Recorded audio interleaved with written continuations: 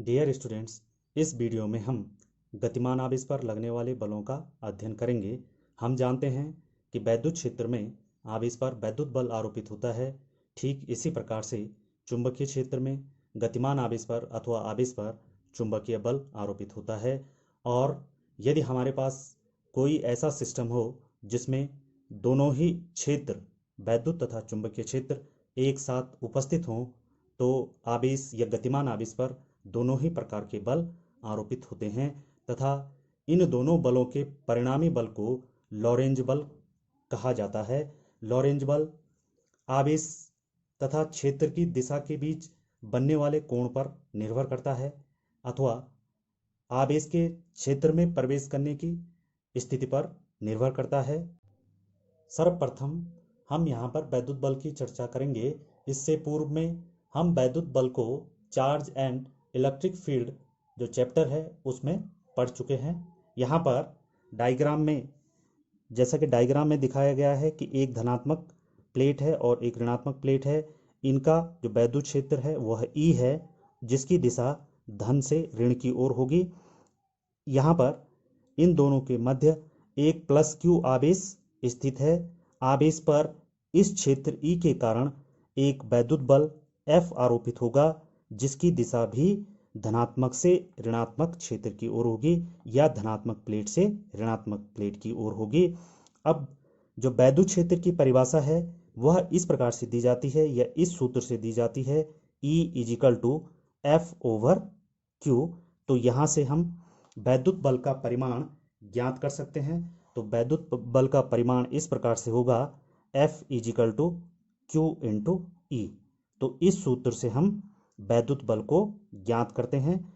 यहाँ पर वैद्युत बल का क्योंकि हम यहाँ पर अलग अलग प्रकार के बलों का अध्ययन कर रहे हैं, तो वैद्युत बल को हम यहाँ पर एफ ई लिख सकते हैं, यानी कि इलेक्ट्रोस्टैटिक फोर्स। तो F E equal to Q into E. इस सूत्र से हम वैद्युत बल को प्रदर्शित करते हैं या व्यक्त करते हैं। यह हो जाएगी इक्वेशन नंबर 1। नेक्स्ट हम चुंबकीय बल के बारे में जानेंगे। यहाँ पर मैंने एक डायग्राम बना रखा है। पहले हम डायग्राम से इसको समझने का प्रयास करते हैं। माना प्लस क्यू परीक्षण आवेश, जिसको कि बी चुंबकीय क्षेत्र में रखा गया है और चुंबकीय क्षेत्र की जो दिशा है वह एक्स अक्ष से प्रदर्शित हो रही है। आवेश इस चुंबकीय क्षेत्र में चुंबकीय क्षेत्र के साथ थीटा कोण बनाते हुए ये जो रेड वेक्टर है या रेड लाइन है, इस दिशा में v वेग से गति कर रहा है। यानी कि यहाँ पर आवेश का जो वेग है वह चुंबकीय क्षेत्र के साथ थीटा कोण बनाते हुए स्थित है। इस प्रकार से जो रेड लाइन है उससे इसको प्रदर्शित किया गया है। अब यहाँ पर इस चुंबकीय क्षेत्र के कारण इस प्लस क्यू आवेश पर एक बल आरोपित होगा, जिसको कि हम चुंबकीय बल कहते हैं। यह चुंबकीय बल क्षेत्र तथा आवेश की गति की दिशा दोनों के लंबवत होता है और इसको हम फ्लेमिंग के बाएं हाथ के नियम से ज्ञात कर सकते हैं। परंतु यहाँ पर ये जो चुंबकीय क्षेत्र है और जो आवेश की गति है तथा जो चुंबकीय बल है, तीनों एक दूसरे के लंबवत स्थित होने चाहिए। इस प्रकार से जो चुंबकीय बल के लिए उत्तरदायी होगा वह आवेश के वेग का ऊर्ध्वाधर घटक होगा, वही जो है इन दोनों के लंबवत स्थित होगा, यानी कि बल तथा चुंबकीय क्षेत्र के लंबवत होगा। तो यहाँ पर हम वेग को क्षैतिज तथा ऊर्ध्वाधर में वियोजित कर देते हैं। इसका जो क्षैतिज घटक होगा वह चुंबकीय क्षेत्र की दिशा में होगा v cos थीटा तथा ऊर्ध्वाधर घटक z अक्ष की दिशा में स्थित होगा।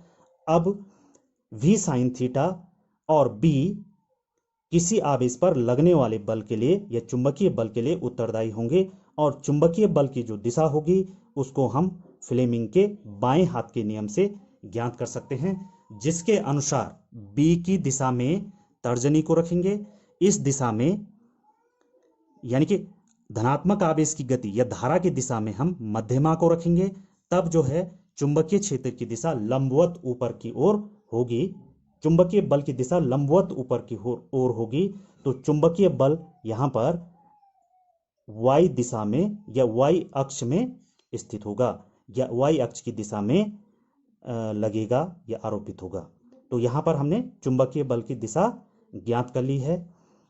अब नेक्स्ट हम चुंबकीय बल के लिए सूत्र की स्थापना करेंगे। डायग्राम के आधार पर यहाँ पर भाषा लिख दी है कि जब कोई आवेश किसी चुंबकीय क्षेत्र में गति करता है तो उस पर एक बल आरोपित होता है जिसे हम चुंबकीय बल कहते हैं। यहाँ पर प्लस क्यू आवेश बी चुंबकीय क्षेत्र में थीटा कोण बनाते हुए v वेग से गति कर रहा है। तो चुंबकीय क्षेत्र के कारण इस पर एक बल आरोपित होगा जिसकी दिशा हम फ्लेमिंग के बाएं हाथ के नियम से ज्ञात कर सकते हैं, तथा यह दिशा y अक्ष में स्थित होगी या y अक्ष की दिशा में होगी तथा b और वेग के यानी कि आवेश के वेग के लंबवत घटक के लंबवत होगी। यदि चुंबकीय बल का परिमाण Fm है, इसको हम Fm से डिनोट करते हैं यानी कि मैग्नेटिक फोर्स, तो यह इस निकाय के या इस निकाय में उपस्थित निम्न राशियों पर निर्भर करेगा। नंबर 1 है चुंबकीय बल Fm चुंबकीय क्षेत्र की तीव्रता B के अनुक्रमानुपाती होता है। तो इसको हम इस रूप में लिख सकते हैं Fm प्रोपोर्शनल टू B। दूसरा है चुंबकीय बल Fm आवेश के परिमाण यानी कि प्लस Q या Q के अनुक्रमानुपाती होता है। तो Fm प्रोपोर्शनल टू Q। इसको हम इक्वेशन 1 लिख देंगे, इसको हम इक्वेशन 2 लिख देंगे। इसी प्रकार से तीसरी जो निर्भरता है वह है वेग के घटक या लंबवत घटक या वेग पर कि चुंबकीय क्षेत्र की चुंबकीय बल Fm आवेश के लंबवत घटक v साइन थीटा के अनुक्रमानुपाती होता है। तो इसको हम इस प्रकार से लिखेंगे Fm proportional to v sine theta. ये हो जाएगी इक्वेशन 3। और ये जो इक्वेशन 1, 2, 3 हैं इनको कलेक्ट करने पर तो यहाँ पर हम लिख देंगे समीकरण 1, 2 व 3 से, या इनको एकत्र करने पर यह आ जाएगा Fm proportional to B Q into V sine theta. और यहाँ पर से यदि प्रोपोर्शनलिटी का साइन अगर हम हटा दें तो इसके लिए हमें एक कांस्टेंट लगाना पड़ता है। तो या करके लिख देंगे Fm equal to Q V sine theta और एक कांस्टेंट लगा दिया यहाँ पर k। अब यदि ये इक्वेशन नंबर 4 है तो इक्वेशन नंबर 4 में कांस्टेंट लगाने पर ये हमें इस प्रकार से प्राप्त हो गई Fm equal to K Q V V sine theta. अब प्रयोगों द्वारा या यदि हम k का मान कैलकुलेट करें, यदि हमारे पास ऐसा सिस्टम हो जिसमें जो आवेश का वेग है वह एकांक है, चुंबकीय क्षेत्र का जो परिमाण है वह एकांक है, आवेश का परिमाण भी एकांक है और लगने वाला बल एकांक हो तो k का मान 1 प्राप्त होगा। तो यहाँ पर हम लिख सकते हैं यहाँ पर k बराबर 1 होता है या प्रयोगों द्वारा k बराबर 1 होता है। इसका मान समीकरण 4 में रखने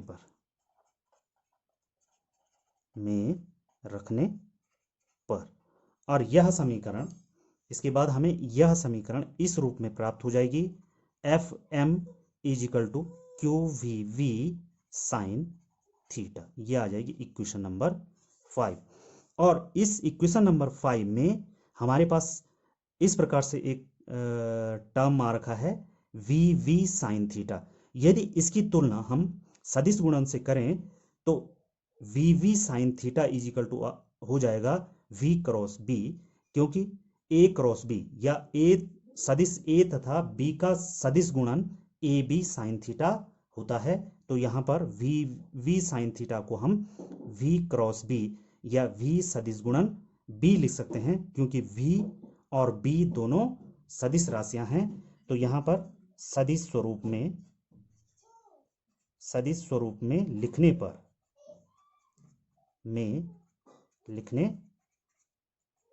पर यह समीकरण हमें इस रूप में प्राप्त हो जाएगी, Fm is equal to Q into V cross B। और यह जो समीकरण है यह चुंबकीय क्षेत्र में किसी गतिमान आवेश पर या v वेग से गतिमान आवेश पर लगने वाले चुंबकीय बल को निरूपित करता है या व्यक्त करता है। इसको लिख देंगे हम इक्वेशन नंबर 6। नेक्स्ट जो फोर्स है जिसको कि हम डिस्कस करेंगे वह है लॉरेंज फोर्स या लॉरेंज बल। यदि हमारे पास कोई ऐसा सिस्टम हो जिसमें दोनों ही क्षेत्र अर्थात चुंबकीय क्षेत्र और वैद्युत क्षेत्र दोनों एक साथ उपस्थित हों, तो इन दोनों क्षेत्रों के कारण गतिमान आवेश अथवा आवेश पर दोनों बल या चुंबकीय बल और वैद्युत बल एक साथ आरोपित होंगे। तब इन दोनों बलों का परिणामी बल लॉरेंज बल कहलाता है। तो लॉरेंज बल को हम इस प्रकार से परिभाषित कर सकते हैं कि वैद्युत बल तथा चुंबकीय बल का परिणामी बल लॉरेंज बल कहलाता है।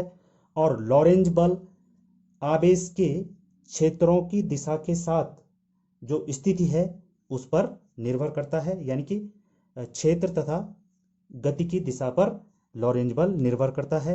यदि लॉरेंज बल का परिमाण F हो, यदि लॉरेंज बल का परिमाण F हो, बल का परिमाण F हो, तो F बराबर FE यानी कि वैद्युत क्षेत्र के कारण बल प्लस FM यानी कि तथा चुंबकीय क्षेत्र के कारण बलों के योगफल के बराबर हो जाएगा। इसको हम समांतर चतुर्भुजों के जो सदिशों का जो समांतर चतुर्भुज का जो योगफल है उससे भी ज्ञात कर सकते हैं, क्योंकि बल सदिश राशि है। तो ये आ जाएगी इक्वेशन 7। और यहाँ पर अगर हम FE और FM की वैल्यूज रख दें तो F लॉरेंज बल F इक्वल टू आ जाएगा, यहाँ पर FE का मान रख देंगे तो ये आ जाएगा Q इंटू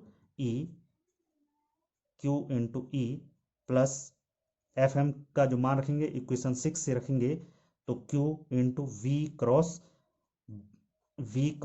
B। और यहां से FM इक्वल टू आ जाएगा QE plus Q into V cross B। यहां पर हम Q को कॉमन ले सकते हैं तो ये आ जाएगा E plus V cross B। और यह इक्वेशन लॉरेंज बल को व्यक्त करती है, या इस इक्वेशन से हम लॉरेंज बल को ज्ञात कर सकते हैं। लॉरेंज बल वैद्युत क्षेत्र के कारण लगने वाले बल वैद्युत बल तथा चुंबकीय क्षेत्र के कारण लगने वाले बल चुंबकीय बल का परिणामी बल है। इस वीडियो में हमने वैद्युत क्षेत्र के कारण किसी आवेश पर लगने वाले बल वैद्युत बल, गतिमान आवेश पर चुंबकीय क्षेत्र के कारण आरोपित बल चुंबकीय बल तथा इन दोनों बलों का जो परिणामी बल होता है लॉरेंज बल का अध्ययन किया। नेक्स्ट जो वीडियो होगा उसमें हम चुंबकीय क्षेत्र में किसी आवेश के प्रवेश करने की स्थिति, वह किस प्रकार से क्षेत्र में प्रवेश करता है, तब उसकी गति किस प्रकार की होगी का अध्ययन करेंगे।